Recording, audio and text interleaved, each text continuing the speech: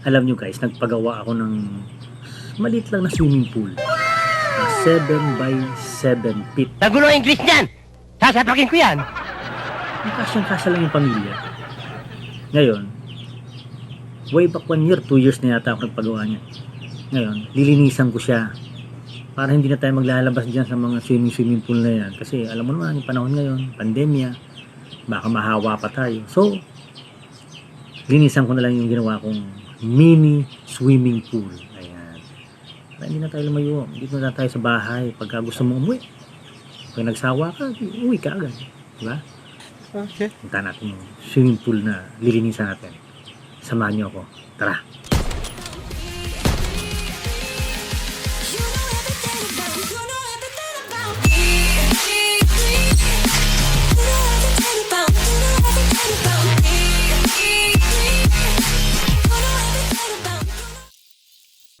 Ayan.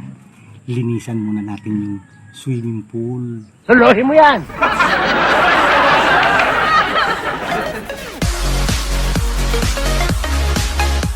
Dahil pandemic ngayon, dito muna tayo maliligo. Sa bahay. Huwag ka na muna lalabas. Wala kayong convincing power. Mamaya, bobombahan. Ayan, mamaya bobombahan natin. Ayan o.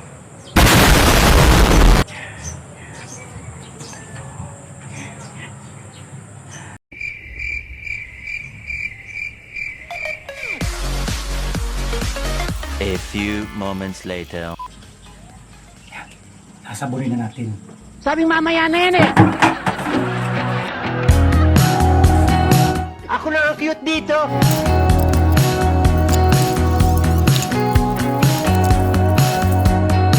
Galing ha?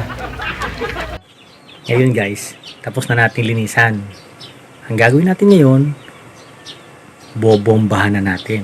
Mas maganda kasi minobombahan natin sa deep well kaysa itong gagamit pa tayo ng, babayad pa tayo ng bill ng tubig, di ba? Mas maganda, mas makakatipid kung bobombahan na lang natin. Exercise pa. Tara na.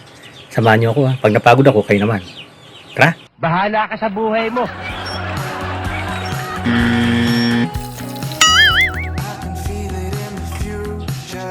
Tada!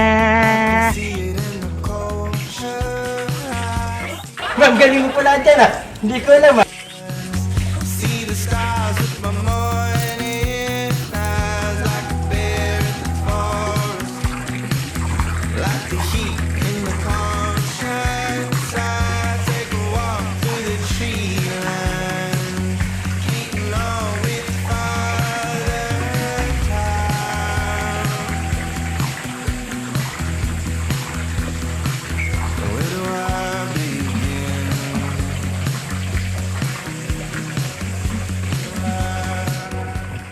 Talian nyo!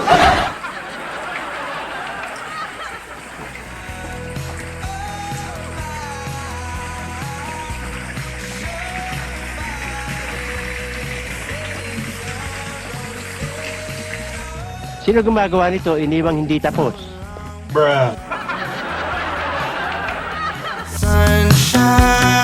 Do it! Just do it! Drying out like a histamine. I'm the warden on the front line. Ayos, napuno na rin sa wakas. Oh, di ba?